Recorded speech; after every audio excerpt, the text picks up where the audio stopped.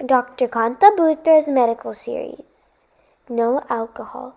Think twice about what you consume. अरे अंजू, तुम्हारे round table के लेक्चर की कैसे चल रही है तैयारी? अरे मैडम, क्या तैयारी, पूछो मत।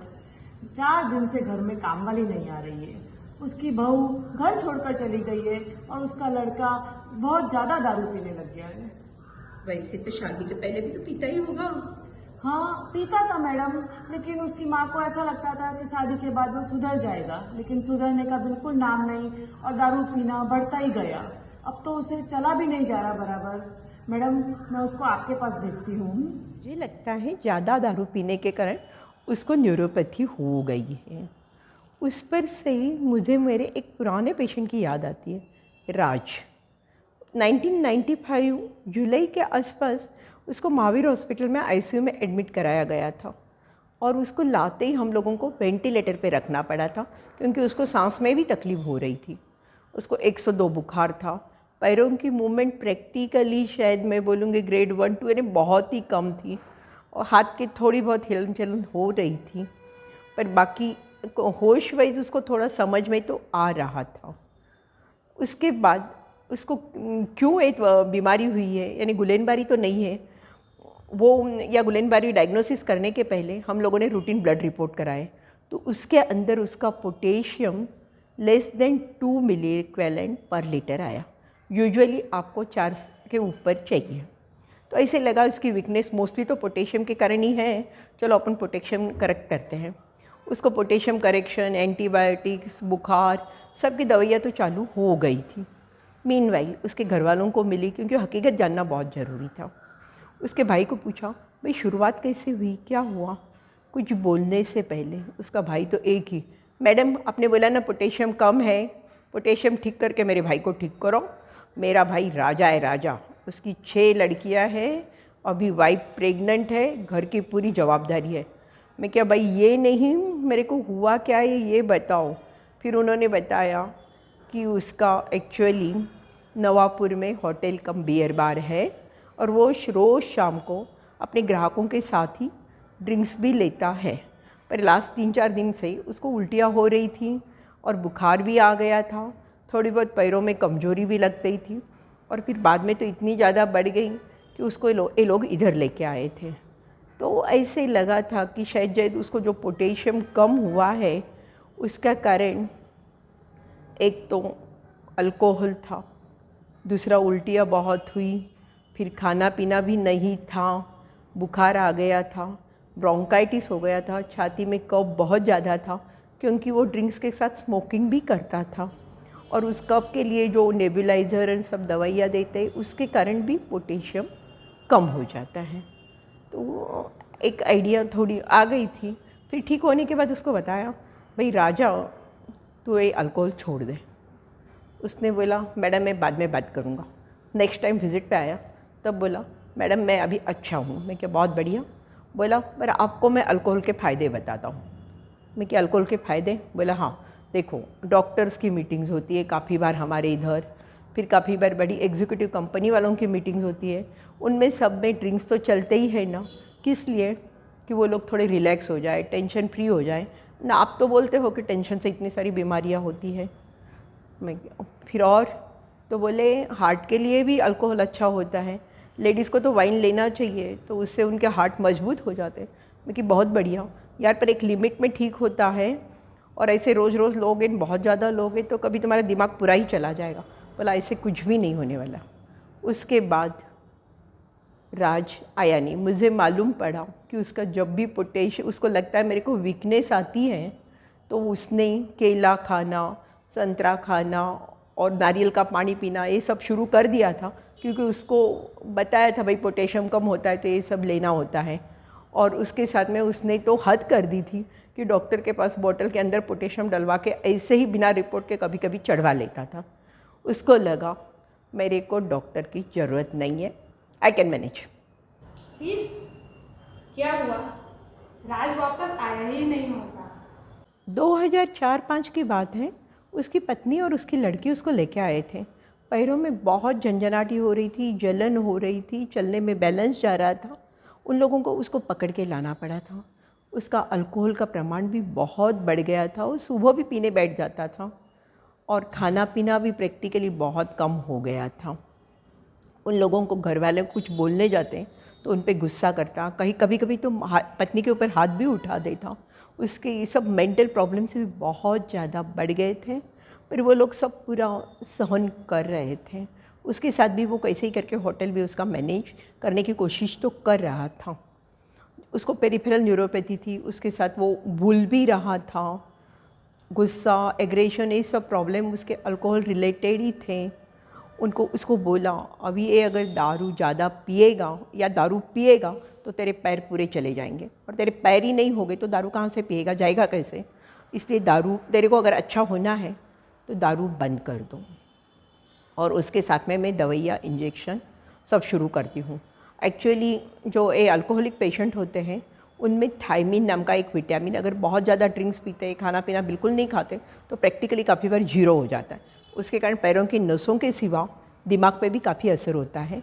उसके कारण उनको भूलने की तकलीफ़ होती है, और दिमाग पे ज़्यादा असर हो गया तो काफ़ी बार आँखों पे भी असर होता है। आँखें की टिक्के से जो घूमती है वो नहीं घूमना भी बंद हो जाती है।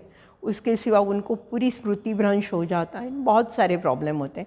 उसको समझाया कि ये सब तेरे को हो जाएगा, तो उसके बाद में शायद वो काफ़ी अच्छा था। उसके बाद एक बार तो फॉलोअप के लिए आया था, तब तो काफ़ी ठीक था। उसके बाद में वापस नहीं आया। मुझे पता लगा कि वो एक्चुअली जब भी उसको वीकनेस ज़्यादा बढ़ती है, चलने में तकलीफ़ होती है, बैलेंस जाता है, पैरों में झंझनाहट आती है, दारू कम कर देता है, इंजेक्शन चालू कर देता है। उसकी सेल्फ ट्रीटमेंट, उसका बनिया दिमाग उसको हेल्प कर रहा था, वो कर रहा था। 2008 के आसपास उसको वापस हॉस्पिटल में एडमिट करने के लिए ही लेके आए थे। उसको कंटिन्यूस फिट्स यानी तान, एपिलेप्सी आ रही थी।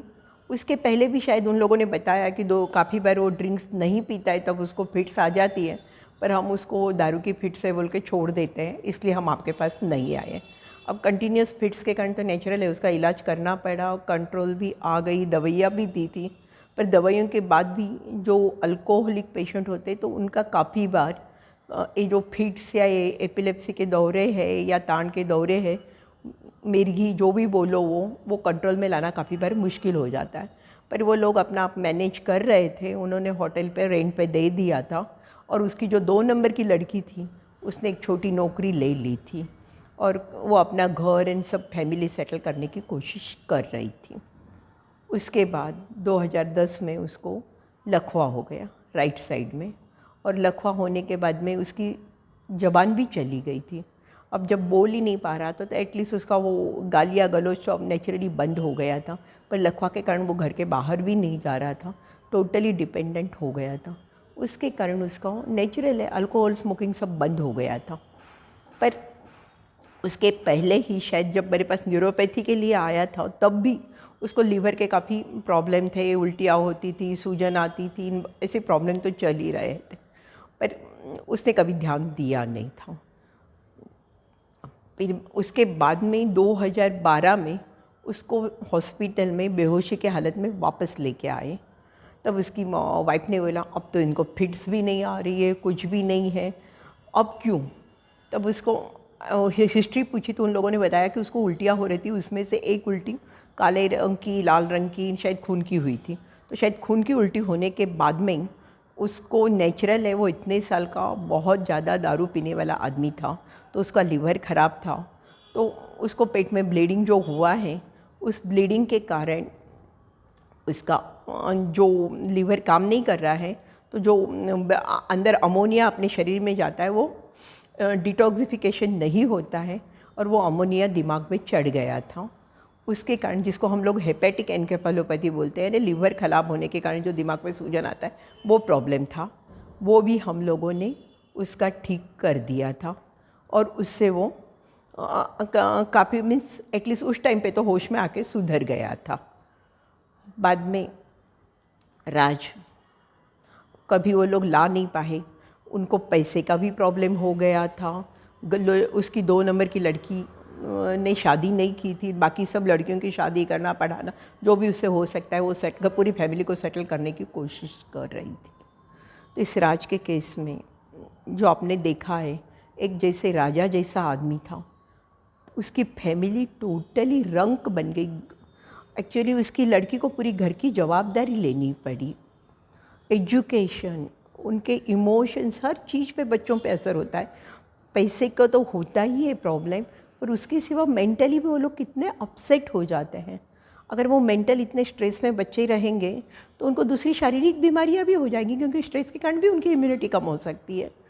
बच्चों के भविष्य पूरे बिगड़ जाते हैं, फैमिली डिस्टर्ब हो जाती है। इसलिए मुझे क्या लगता है, जो पेश आदमी है जो ड्रिंक्स पी रहा है, वो तो ठीक है, उसकी सेहत भी जा रही है, उसके पर पैसे भी जा रहे हैं, पर उसके साथ में वो खुद के साथ पूरी फैमिली को बर्बाद कर रहा है। इसलिए मेरा को एक ही कहना है कि आप पहले शुरू में जो चलो ड्रिंक्स ले लेते, पार्टीज़ करते, ऐसे शुरुआत करते हो, फिर बाद में शायद हफ्ते में एक बार, फिर हफ्ते में 2 बार, ये जो आपकी फ्रीक्वेंसी बढ़ती जाती है, उसमें से काफ़ी बार आप कब अल्कोहल एडिक्शन में चले जाते हो। डेली लेना है, सुबह भी ले लिया, दोपहर को भी ले लिया, रात को ही ले लिया, आपको भी नहीं पता लगता है। इसलिए प्लीज़ ड्रिंक्स मत लो। अब मेरे को आप बोलोगे ड्रिंक्स मत लो, ये कोई सोल्यूशन नहीं है। इसके लिए क्या करना चाहिए? आपको पहले तो जहाँ तक हो सके, अगर आपको लग रहा है कि आपके घर वाला कोई मेंबर अभी शायद ये एडिक्शन में जाएगा, इसकी फ्रीक्वेंसी बहुत बढ़ रही है, उस टाइम समझा के देखो। कोई फैमिली मेंबर्स की, कोई आपके घर के नियर रिलेटिव्स की हेल्प लो। नहीं होगा, आप साइकियाट्रिस्ट की हेल्प लो। अगर एडिक्शन में है, आपको लगता है इसको छुड़ाना है, अल्कोहल एनोनिमस इसमें रख सकते हो, दवाइयाँ दे सकते हो, पर उससे क्या ही रास्ता नहीं है। क्योंकि आप दवाइयाँ लोगे उतने दिन ठीक है, दवाइयाँ बंद की, वो अगर एक बार एडिक्शन हो जाता है तो वो आदमी छोड़ता नहीं है।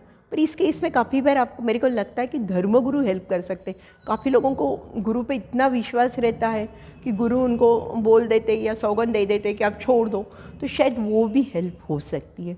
जो कुछ भी हो, एक ही कहना है, अल्कोहल खुद को तो बर्बाद करता ही है, खुद के साथ पूरी फैमिली, उनके बच्चे, सबका भविष्य, सबके इमोशंस, सबकी जो भी है, काफ़ी बार पूरा बर्बाद कर सकता है। और इसलिए नो अल्कोहल।